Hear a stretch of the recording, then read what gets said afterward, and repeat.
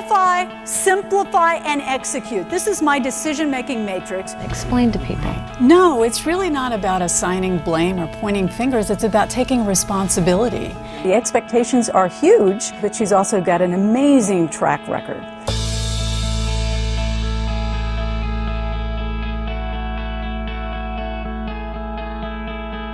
If you get me talking about Libby Gill, we're going to be here all day. From having walked in those shoes, Libby Gill is one of those people who gets it.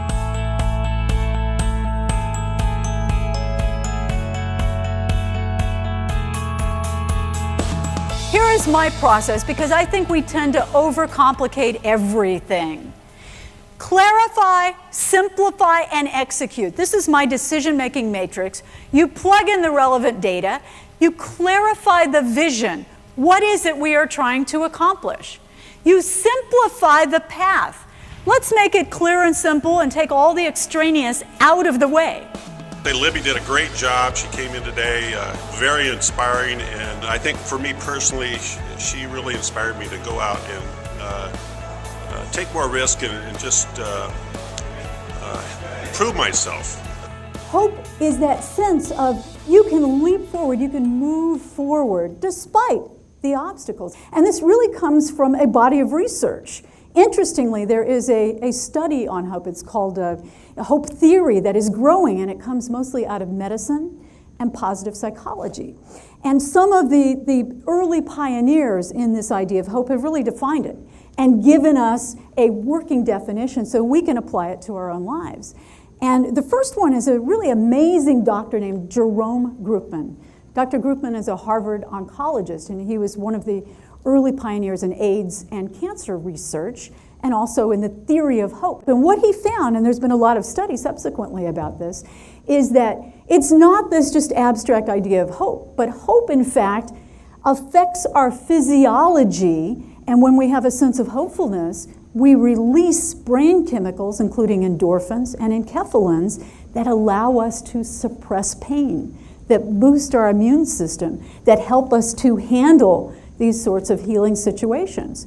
So what Dr. Groopman said is he found hope to be made up of belief and expectation. Now, belief that change is possible. Then what I see in the workplace is that it's our beliefs that drive our behavior. Think about that. Because what you believe is what you do. Your belief drives your behavior. Now, the tricky part is we don't always know our own beliefs, let alone the beliefs that other people have, because sometimes these are underlying beliefs. They're not obvious. And what I find as a coach is I'm often called into the workplace when somebody's gone off the rails a little bit, and sometimes I have to find out what's the root cause, what's at the bottom of this. Libby is so clear and concise in providing direction to future women leaders on what they need to focus on and how they can become the best leaders possible. We sometimes become slave to our own thoughts, and we forget the rest of the world has their preferences too. Let me show you what I mean. Clasp your hands like this right now. Just cross your hands. Now, look down. See if your left thumb is on top or your right thumb. Okay? Raise your hand if you're a right thumb on top person. Raise your hand high. Okay. Now raise your thumb if you, raise your hand if you're a left thumb on top. We split about 50-50. It really doesn't have anything to do with hand dominance. Okay, now I want you to switch it. Switch it and put that other thumb on top. Does that feel weird? It's really hard to do. Okay, now try this. Cross your arms. Now, some people tuck the hand, some people have it on top.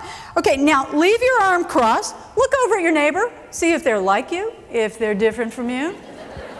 Okay, now here's what's really interesting. Those of you with the left arm on top, congratulations, because you have the gene for leadership ability. You have a very strong connection. Those of you with the right arm, I'm sorry. I'm sorry, there are many other things you can't know. I made that up, of course. Okay. You're scientists. I can't outsmart you.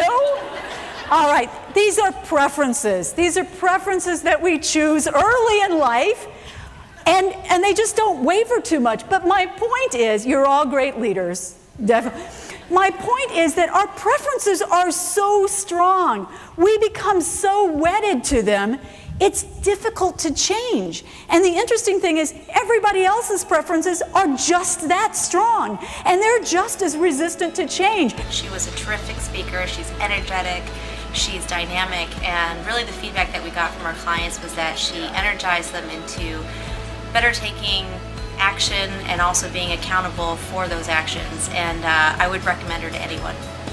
When I started at Universal, I was recruited to go there after a big management change, and the company had been sold, the Universal Studios had been sold to Seagram's, the booze company. That makes sense, right? We make liquor, we're going to buy a studio. And every business unit had changed.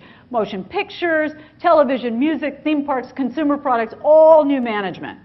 As you can imagine, there were a whole lot of nervous people. Most people do not like change. They don't like repeated, continued, ongoing change. It's really scary. That's not how we're wired.